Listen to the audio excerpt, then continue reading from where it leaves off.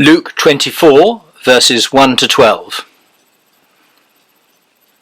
Who is the best person that you have ever met? Has there ever been a person whom you really profoundly admire and respect and honour? Someone whom, as well as looking up to, you really love? Someone in whom, look as closely as ever you might, you honestly can't see any flaw? A person whom you really believe to be able to transform the whole political future of the nation? Well, it gets harder and harder to picture such a person the longer I go on, doesn't it? But suppose you had indeed found one such. You wouldn't ever want to let him or her go, would you? All your hopes would be centred on that individual. And then he's arrested. The crowds which were so warmly supportive suddenly turn against him. And before you know what's happening, he's tried in a kangaroo court and executed. And the bottom has fallen out of your world. All those hopes come to nothing. All your sense of personal loss. He's gone, and there's nothing you can do about it. Well, we know the story of the resurrection so well that it's difficult for us truly to enter into the sense of what it must have been like. But I've never seen someone pronounced clinically dead getting up and walking around, and I don't suppose many of you have either. If we're told on good authority that someone is dead, especially if we've seen them in their coffin, well, then that's it, isn't it? It's the end. All that remains is the memorial service. The person we knew is gone, and there's nothing we can do about it. And the more we felt for them and the greater the hopes we had for their lives, the sadder it all is. And so the disciples, male and female, are deeply, deeply distraught, at least as distressed as any other group of people have ever been, because they were the only people ever to have drawn that close to someone who genuinely was absolutely good and truthful and loving. And all their hopes, not just for themselves, but for their whole nation, even for the whole work of God on earth, had been pinned on him. And now it's all over. He's gone, and there's nothing they can do about it. The sense of emptiness is total, a complete vacuum at the centre of life. Where can we go from here?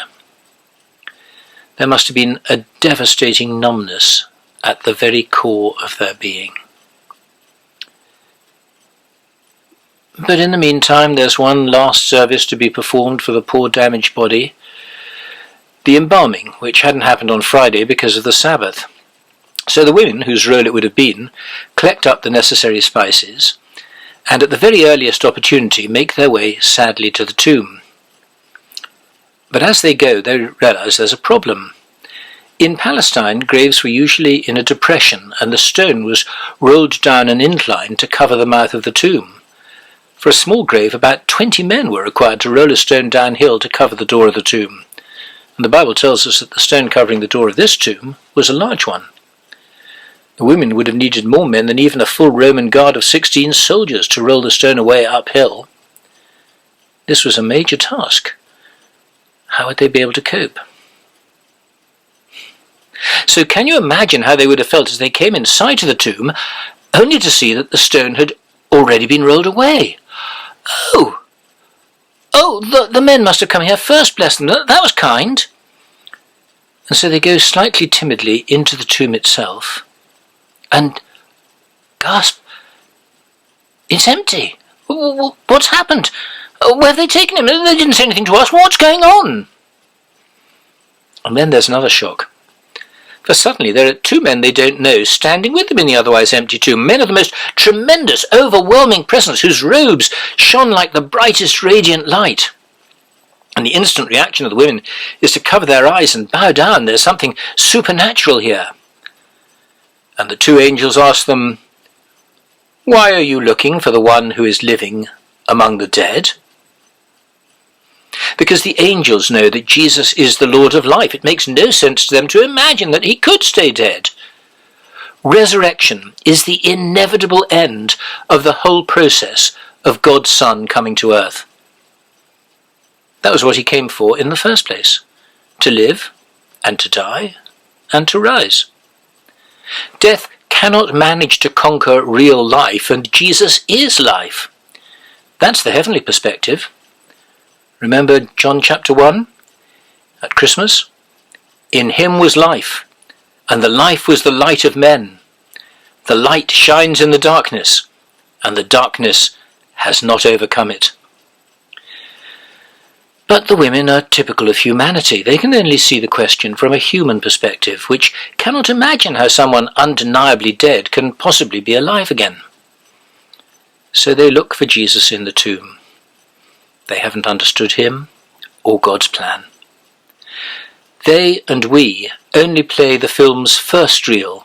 Remember in the days when films came in 2 reels and there'd be a little stop in the middle when they loaded the second reel? If you stop at the end of the first reel, everything's dark, but in the second reel the story is continued and the hero triumphs over death itself. So the angels tell them the ending, that Jesus is risen, the grave cannot possibly hold him. And they remind the women that Jesus himself had predicted exactly this to them back in Galilee, even though at the time they hadn't been able to understand it. And the women say to each other with a dawning sense of wonder, "That's right, he did say that, didn't he? That he'd be delivered into the hands of sinful men, be crucified, and on the third day be raised again. It's all happened just as he said it would. I can't believe it. Can it be true? Quick, let's fetch the men." And off they rush. Picture their emotions torn between hope and doubt as they come panting in to the 11 disciples. And all that happens is that they get pooh-poohed and patronised. "Oh, you're hysterical, dear. It's quite understandable, of course. I mean, we're all very upset, but the fact is, Jesus is dead. I expect you met a couple of the gardeners. You probably went to the wrong tomb or something. Come and have a nice cup of tea. It takes a man to cope with this sort of thing." I'm afraid it's all too typical of how we men have treated women throughout most of history. Let's just remember that the men were wrong, and the women, whose testimony couldn't even count in a court of law in those days, were right. So let's be humble. Only the very sensitive John and Simon Peter, a man who had been taken down a peg or two, still raw at the memory of how only 2 nights before, when the chips were down, he had denied he knew Jesus at all. Only they are open to the possibility that the women may be talking sense. So Peter runs off to see for himself, and when he finds the tomb empty, but the grave clothes still there, he can't get his head round it at all. So he goes off walking in the garden, trying to make sense of all that has happened. Now, so far have you noticed that none of Jesus' followers have actually met the risen Lord. They are in an intermediate state between hope and disbelief. They want it to be true, but it seems too much to believe. How can it be so? They simply can't imagine how great God's plan is. Death seems so final. And still today, there are a lot of people, even within the church, who find themselves trapped by an inability really to believe that God is not limited by anything. He has unimaginable plans, and nothing can obstruct them if he so chooses. There may be nothing we can do about a situation, but there is no situation that he cannot transform. No Christian should ever be without hope, whatever the problem. We are the people of hope. If only we lived that hope out in our daily lives, then what a witness that would be to so many people struggling right now, struggling through existence, on the verge of despair. What do people filled with hope look like? Well, they aren't those who swan through life with no problems. They are people who face difficulties of all sorts, but are able to look beyond them because they know that God is in control of even the direst situation, that he will bring a resolution in his perfect timing in one way or another, and that his purposes are loving ones. So they are able to walk with their heads held high as sons and daughters of the King of Kings. Do you live as one of the resurrection people. This same man who walked away from the empty tomb trying to understand what was going on later wrote, 1 Peter 3:15, "Always be prepared to give an answer to everyone who asks you to give the reason for the hope that you have." His expectation is that our lives will be so distinctively different that people will ask us how we're able to have that special quality in our attitudes and behaviour. And we'll be able to reply, "Because whatever problem I have, however black it may seem, and indeed be, the historical fact that Jesus came back to life from the grave assures me that one day, even if only in eternity, it will all be resolved for good." People outside in the streets around us at this time need a hope like that, and we need to live by it. Hope is our rightful inheritance as Christians. What a pity that we so often fail to claim it and enjoy it. But notice how God doesn't act to avoid the problem. He brings resurrection on the other side of the grave. Jesus has to die before he's raised to eternal life.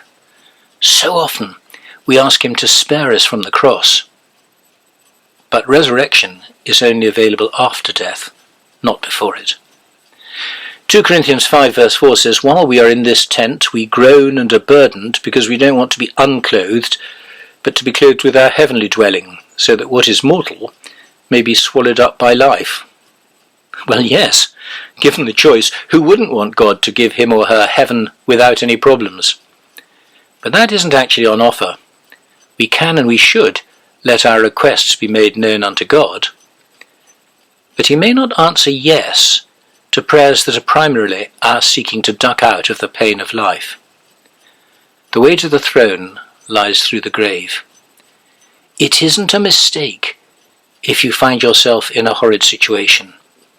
It's a station on the road to heaven.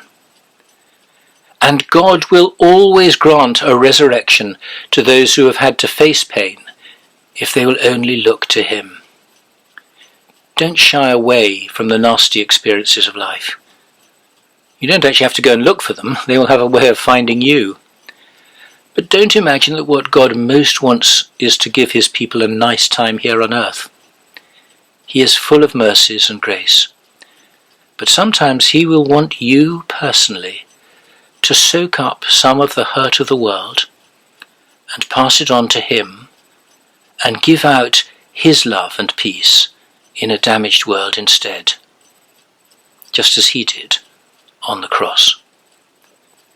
And on the other side of the pain, there will be a spiritual awakening, a new growth in God that would never have happened if you hadn't gone through that mini death of suffering. The biggest growth spurts spiritually are always accompanied by growing pains. Accept Christ's cross in whatever little ways you may be called to experience it. Accept it as the way to God's glory. 2 Corinthians 4 verse 17. Our light and momentary troubles are achieving for us an eternal glory that far outweighs them all. A people of hope, a people of weakness, and a people who are just ordinary. One of the most encouraging things about this passage is that it makes it clear we don't even have to have any particularly impressive faith ourselves in order to be the recipients of the resurrection experience in our lives. Look at these disciples. They don't believe for themselves. They haven't the foggiest idea what's going on most of the time. They keep getting things wrong. The women tell them the truth and they reject it. No one works out for him or herself that Jesus must have been supernaturally raised from the dead. God has to show them. He sends angels. He comes in person. And even then they can't always recognize him. Now isn't that so like you and me? So taken up with ourselves and our own problems that we're blind to his revelation of himself right before our eyes? But it didn't stop God making those disciples his own people for eternity. And it won't stop him doing the same for you and me. You don't have to be wonderfully spiritual or wise or sensitive. He will still come to you if you would like him to. And that's the only test, really. Do you want it to be true that Jesus died and rose from the dead to save you? That's all God's looking for. A heart that wants to be united with him forever and ever. An ordinary muddled people who want to know that God is alive. A people of weakness, pain and difficulty, experiencing all the problems of life. And a people filled with the resurrection hope because they know that their Saviour has broken through death itself forever. Hundreds of years before Jesus ever came, Job knew all about it. Job chapter 19. I know that my Redeemer lives, and that in the end he will stand upon the earth. And after my skin has been destroyed, yet in my flesh I will see God. I myself will see him with my own eyes, I and not another. How my heart yearns within me. May God bless you. Amen.